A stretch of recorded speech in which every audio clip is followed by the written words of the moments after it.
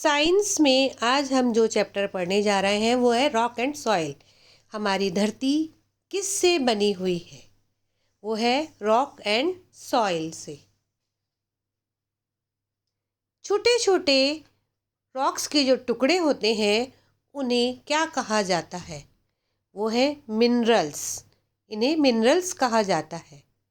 क्या रॉक्स बहुत हार्ड होती हैं? चट्टानें बहुत हार्ड होती हैं? यस, वो बहुत ही हार्ड होती हैं। सबसे हार्डेस्ट रॉक कौन सी है? सबसे हार्ड रॉक कौन सी है आपको पता है? डायमंड, जो कि ज्वेलरी में काम आता है। दूसरी हार्ड रॉक का नाम बताइए, कौन सी है? ग्रेनाइट। आपके किचन में पत्थर लगा हुआ होता है, वो भी हार्ड होता है। Name a rock which is not very hard. कौन सी रॉक हार्ड नहीं होती? कोयला, जो आपको मालूम है खाना बनाने के काम आता है। सॉफ्ट रॉक का नाम बताइए, ये तो सबको पता है। देखिए कौन सी है? चॉक, जो आप अपने स्कूल में यूज़ करते हैं। ये जल्दी से टूट भी जाती है। जो रॉक्स के जो छोटे छोटे टुकड़े होते हैं उनको क्या कहा जाता है? उन्हें सॉइल कहा जाता है, मिट्टी। सॉइल किससे बनी हुई होती है आपको पता है? सॉइल जो है, पेड़ पौधे जो मुरझा जाते हैं, मर जाते हैं, या जानवर जो मर जाते हैं उनसे बनती है। मरे हुए जानवर और पेड़ पौधों को क्या कहा जाता है? उन्हें ह्यूमस कहा जाता है, जिसे आप हिंदी में खाद कहते हैं। ह्यूमस का कलर कौन सा होता है? ह्यूमस का कलर होता है डार्क ब्राउन कलर। आपने पेड़ों में खाद डालते हुए देखा होगा कौन से कलर की होती है। और ह्यूमस किस काम आती है? इससे जो पेड़ पौधे हैं उनकी ग्रोथ अच्छी होती है, पेड़ पौधों को आगे बढ़ाने के लिए काम आते हैं। और सॉइल के कलर्स कौन कौन से होते हैं? देखिए, लाइट ब्राउन, डार्क ब्राउन और रेड। एक्टिविटी में आपने देखा कि बॉटल में सबसे नीचे क्या है? ग्रेवल। ग्रेवल यानी पत्थरों की छोटे छोटे टुकड़े, जो बजरी कही जाती है जिसे। इसके बाद इसके ऊपर क्या तैर रहा है? उसे कहा जाता है सैंड, यानी रेती, जिसमें बहुत ही बारीक बारीक मिट्टी के कण होते हैं। इससे भी बारीक मिट्टी जो होती है वो क्या है? क्ले, चिकनी मिट्टी जिसे कहा जाता है। ये बहुत ही सॉफ्ट होती है और इसे किसी भी शेप में डाला जा सकता है।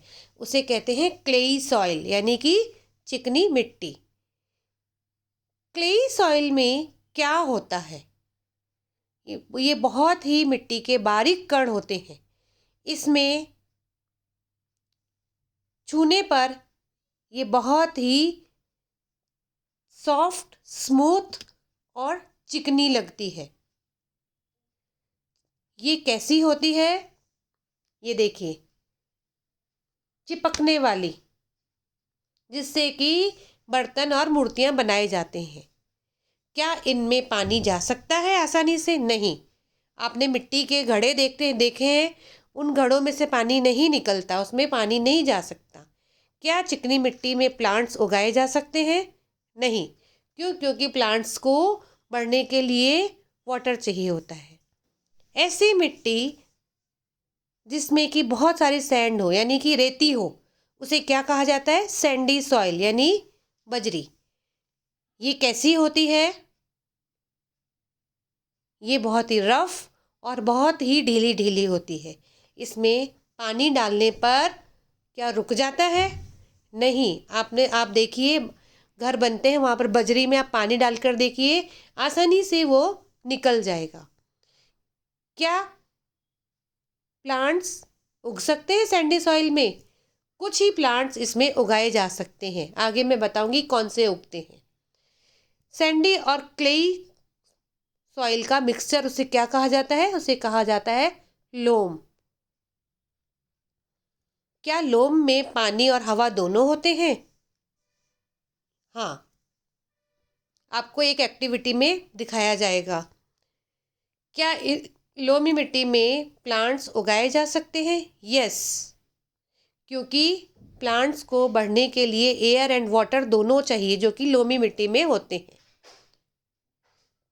प्लांट्स क्लेई मिट्टी में कौन से होते हैं? राइस। चिकनी मिट्टी में चावलों की खेती की जाती है। और सैंडी सॉइल में कौन से प्लांट्स उगाए जाते हैं? बाजरा। बाजरा की खेती सैंडी सॉइल में होती है। मिट्टी उपजाऊ किससे बनती है?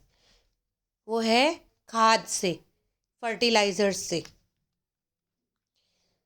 क्या मिट्टी में जानवर रहते हैं? आपको पता है? अर्थवॉर्म, रैबिट, मोल्स, ये मिट्टी में अपना घर बना के रहते हैं।